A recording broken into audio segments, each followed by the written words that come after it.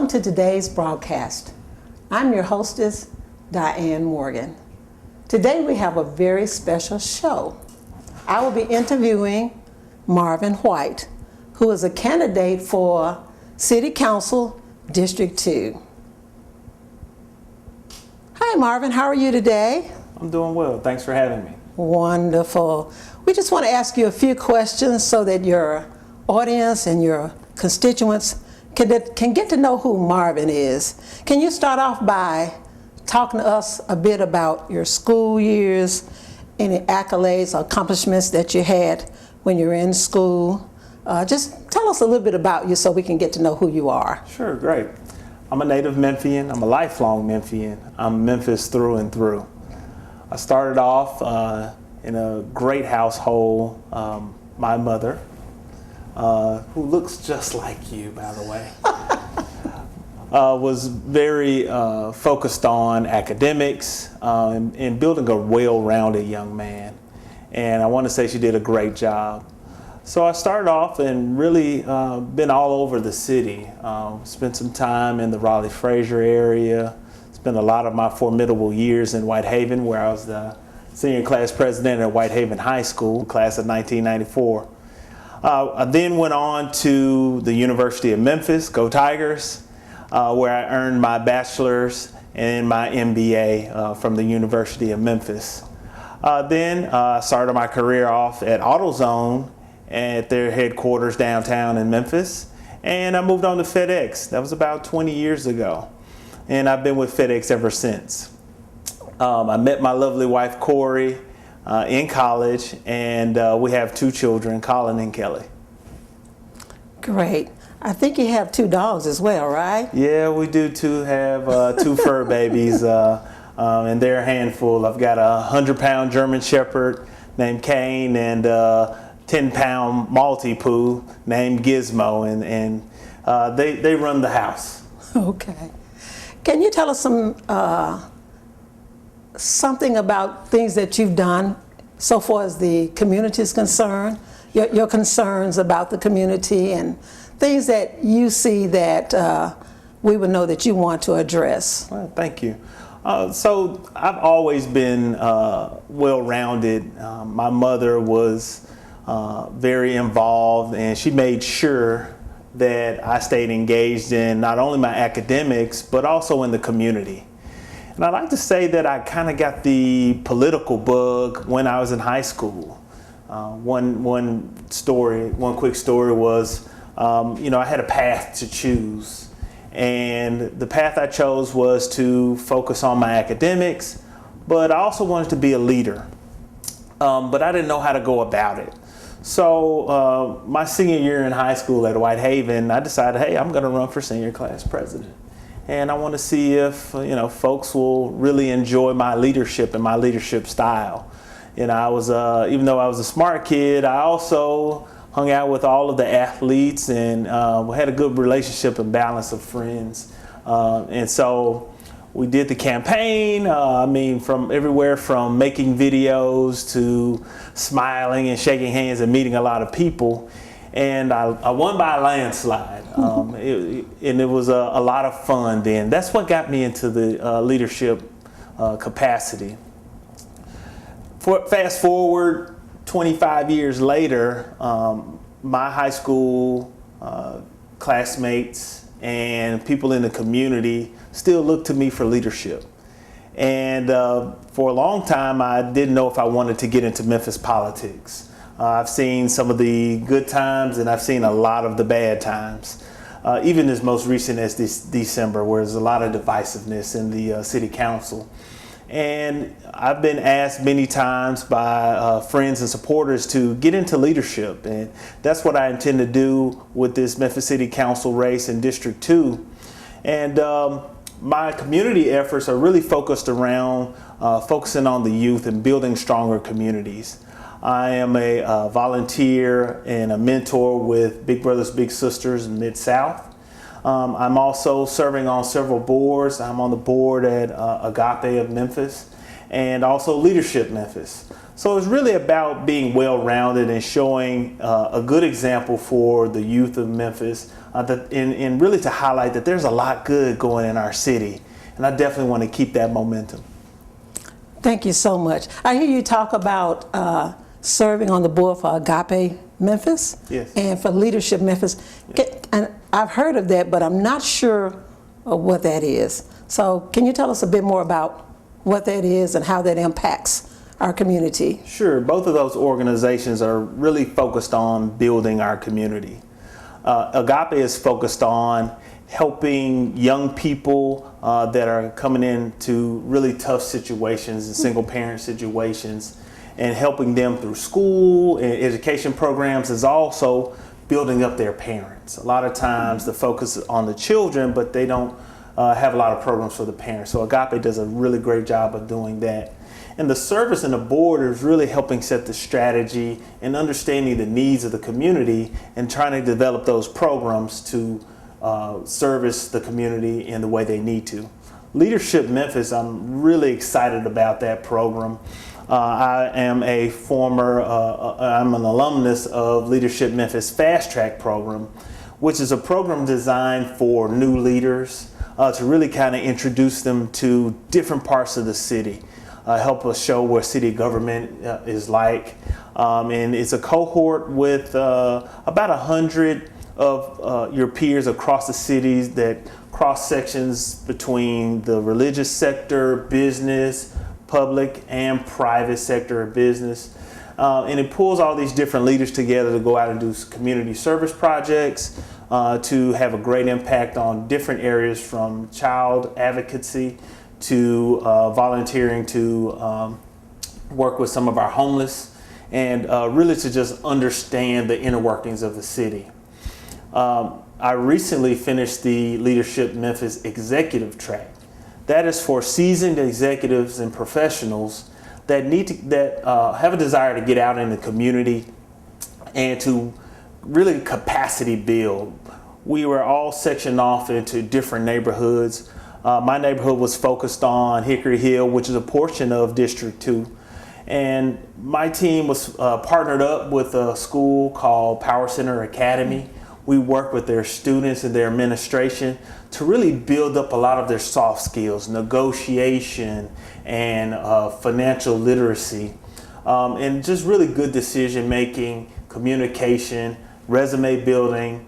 And with that program, it allows us to really kind of disciple young people into the process of becoming adults. Serving on that board was really a great experience for me.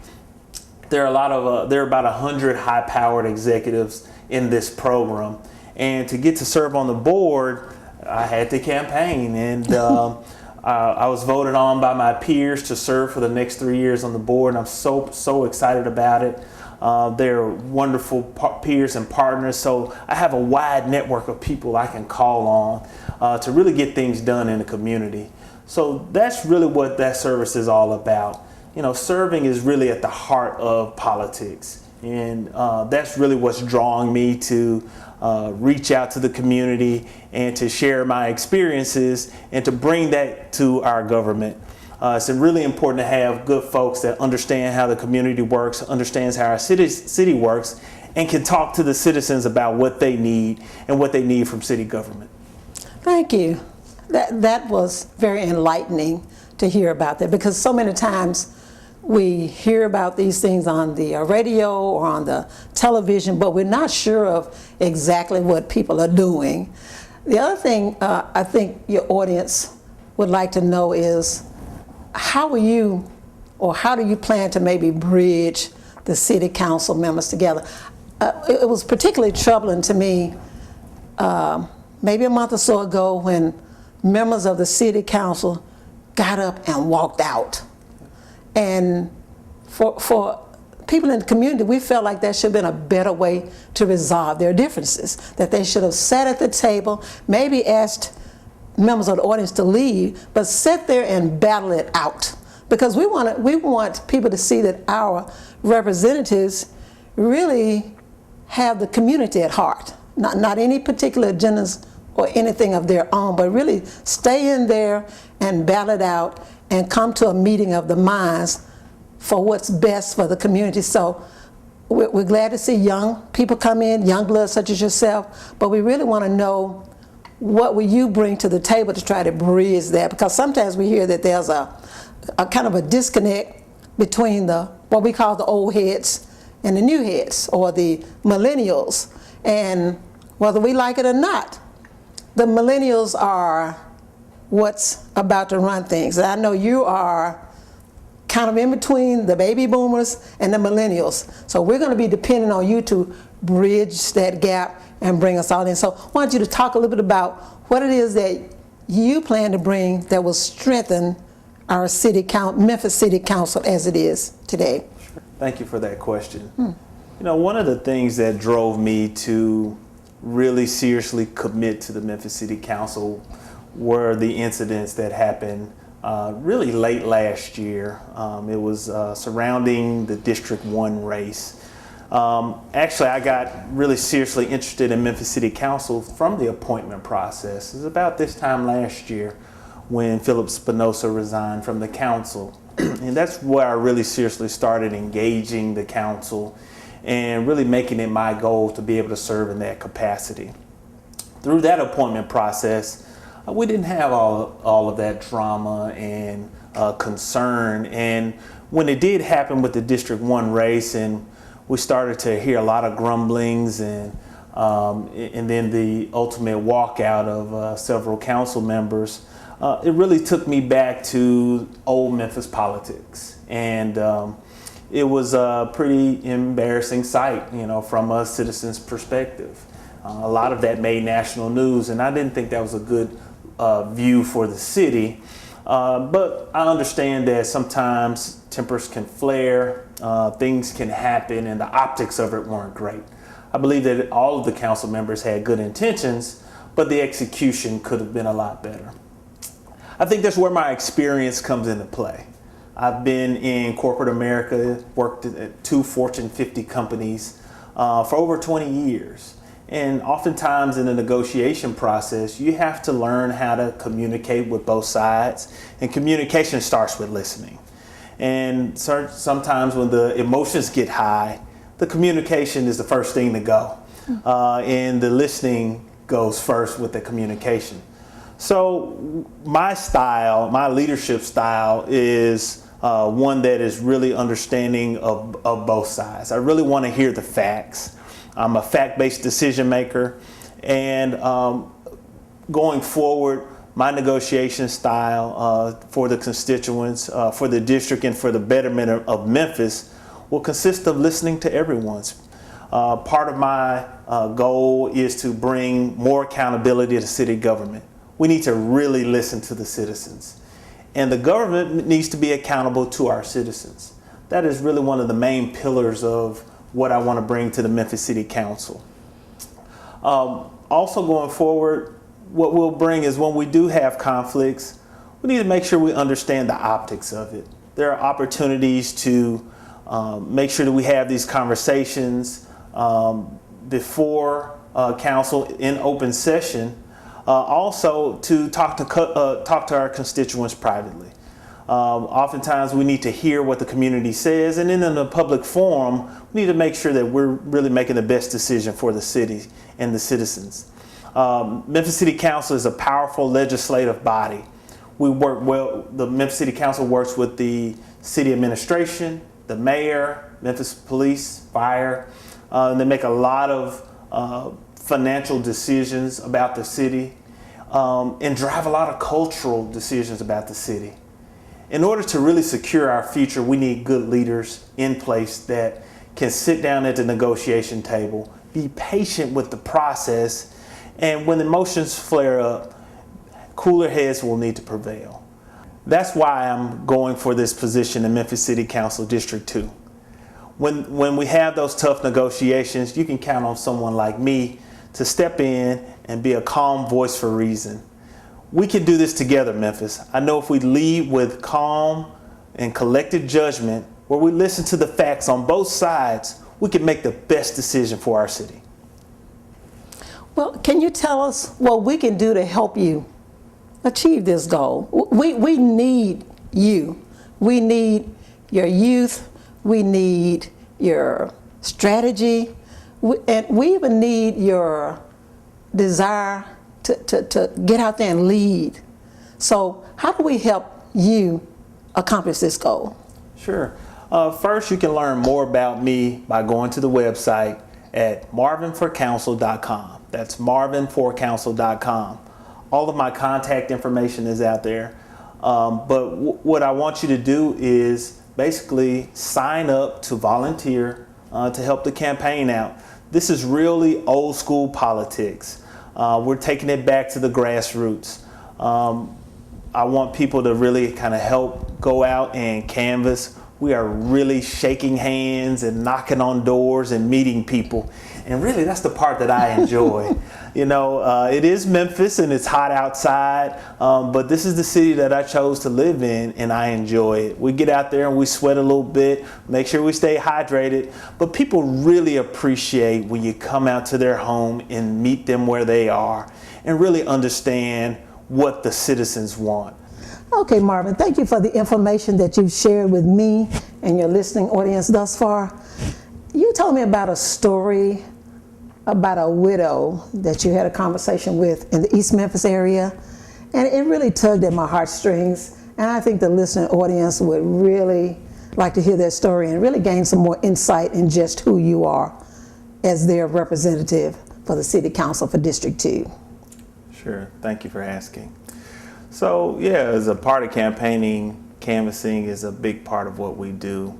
Myself and a few other of our volunteers were out in the community and knocking on doors and meeting a lot of neighbors. We met a lot of great people. But I was going through the neighborhood and met one of the neighbors as she was leaving her driveway and asked, is your neighbor home? Do you know? And I'd like to meet her. And she says, yeah, that's Miss Kathleen. She's probably home, but she's an older person, and she also may be in a downstate because she just lost her husband on Saturday, and it was Monday, so it was 2 days later that she had just buried her husband. And so I said, well, I'll go and say hello, and I won't waste too much of her time if she does come through the door. Well, I was pleasantly surprised as I knocked on the door that this bright smile came and greeted me, and she was just so happy and thankful that someone would come to see about her in her state. Obviously, she was grieved because she lost her husband just a few days earlier, but she was also happy at the love and the outreach of her friends and family, and now the community's coming out to support her. And that's what I'm all about. That's what the city of Memphis is about. Memphis is a city that if you hug it, it'll hug you back. And I'm also about just going in and seeing about our seniors. That's a really important part. Our seniors make up a large portion of our community that can be forgotten, especially during these hot temperatures of the summer. You need to really go in and see about your seniors.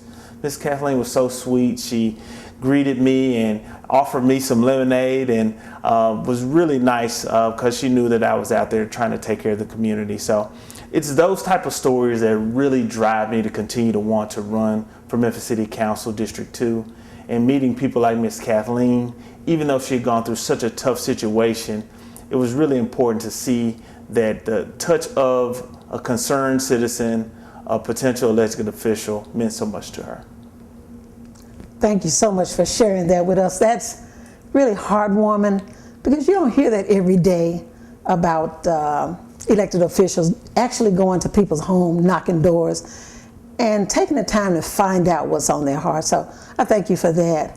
The next important issue for us as a lifelong Memphian myself is finding out how you intend to address safety. If you look at the news, just the local news, you look at news across the country, many times we top the worst list. Those of us who live here know that that's not necessarily correct, but when you hear it on CNN or you read it in USA Today, it's hard for people who live in other places not to believe that that's what happens every day. So how do you intend to help us become a safer city? Sure, yeah. So it's really important to understand that violent crimes draw headlines. It's not a secret, and Memphis has had some of the worst crime rates for quite some time. But I'm a believer in the Memphis Police Department and all of our first responders and fire department as well. While I was out canvassing as well, just talking and meeting some of the neighbors, particularly in the Sea Isle area, I met a lot of retired firemen and policemen, and they were talking about their pensions, which we discussed earlier. But I had the chance in the Cordova area to meet with one of their neighborhood associations and go to a neighborhood watch meeting / neighborhood association meeting as well. And had the privilege of taking the time out to sit and talk with the community members. And this is a smaller community that had about 200 or 300 residents, and only about 20 or 30 showed up to the meeting. But the 20 or 30 that showed up are the dedicated community members, and that's what we really need. I also had the privilege of sharing some time with one of the Memphis Police Departments, one of the lieutenants at the Memphis Police Department. He came to talk to the group about some of their concerns. And he was very insightful about what was going on in the area. And, his point to this particular neighborhood was that, your crimes aren't crimes of violence, but the crimes that happen in the area are crimes of opportunity, where neighbors, because they live in certain areas, don't lock their doors. So people come by along the street and help themselves to things in their vehicles or in unlocked gates. And so his response and recommendation was make sure he continued to engage the Memphis Police Department, call the non-emergency line 545 COPS, and make sure you're meeting your regular patrolmen. And if you have some concerns, report it. And then I had a chance to kind of speak to the neighbors as well and say, we kind of got to get back to old school neighborhood security. And that's having nosy neighbors and asking each other how their days were, getting out and meeting your neighbors. Invite your new neighbors that moved into a barbecue, learn more about them. Because that's the part about understanding what your neighbors go through. My neighbors I think I got the best neighbors in Memphis.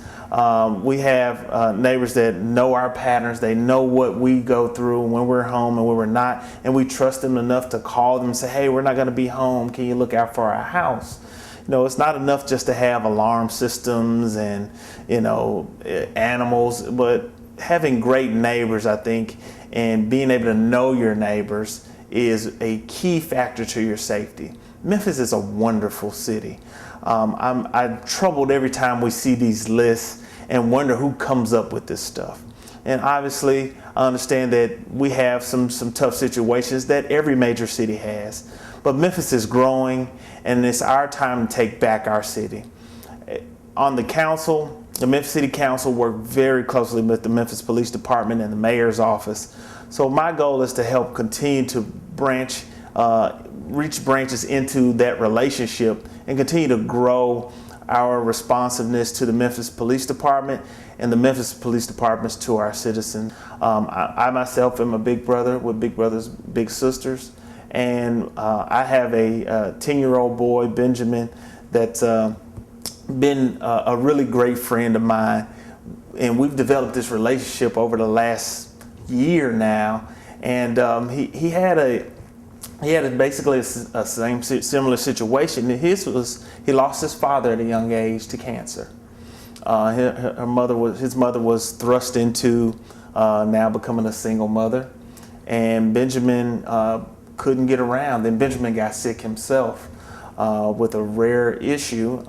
Once he got past that, Benjamin found himself not having a dad around. And so his mother got him into Big Brothers Big Sisters. I was the only mentor volunteer that showed up to the meeting. And that's a shame. But I was driven to make sure that I got involved in this young boy's life. And since then, we've been going to different places around the city. He likes to play golf and exercise. We've gone to the parks. We do so many things, and he's just really become a part of our family now. It's so important to make sure that we are reaching out to the community. And as a member of a body that, or a candidate that wants to be a part of an elected official, it's important to make sure you have folks that actually walk in the talk. I'm out there in the community. I'm really showing the community of Memphis that they have someone that they can reach out to. And so that's been a really good part of my experience, my Memphis experience. And hopefully I can build up a great story in that young man to show him that these are the great things you can do around the city, and encourage everybody else to get involved in things to do in Memphis. Wonderful. I'm so excited to hear that, and especially the big brother part, because I'm a big sister and I've been one for 11 years, so I know what a profound impact that makes on a young person's life. Now, as we wind down our program, we want to give you the time to tell us how we can help you become our city council person for District 2, because we need what you said you're going to bring to the table. You're important to us. So spend some time telling us what we, the community, the people who live in District 2, can do to help you make this dream come true for us. Well, the good thing about the city council and the representatives, we're actually really a part of the entire community of Memphis. District 2 is certainly our specialty in the area that we're responsible for and accountable for, but the city council people are responsible for the entire city. And what you can find in me as an elected official is someone that will work with everyone on the council. You'll have situations where we'll have competing priorities, but the important is we have to make sure that the city is together. And so one of the first things people can do is register to vote. If you're not registered to vote, get registered. It's a very simple process. You can print the forms online and mail it in. You can go down to any election commission office and get registered. Do that right away. The second thing is vote. I encourage early voting. Vote early. Encourage your friends and neighbors and family members to vote early. Or if you have to, vote on election day. But whatever you do, make sure you vote. And I hope you vote for Marvin White for Memphis City Council District 2. But make sure you exercise that right. It's really important that you do that. And the last thing you can do is visit marvinforcouncil.com. That way you can learn more about me, more about the things that I care about and I'm passionate about. And if you'd like to, sign up to volunteer or learn more about the campaign. I really enjoyed this time with you, and I look forward to earning your vote this October 3rd. Thank you so much, Marvin. He's kind of modest because he didn't say anything about money, but we all know it takes money to run a campaign. So go to that website and see how you can donate. No amount is too small. Send us your dollars, send us your hundreds, send us your thousands. But I just want to thank you so much for tuning in to today's broadcast, and join us again next time. Thank you.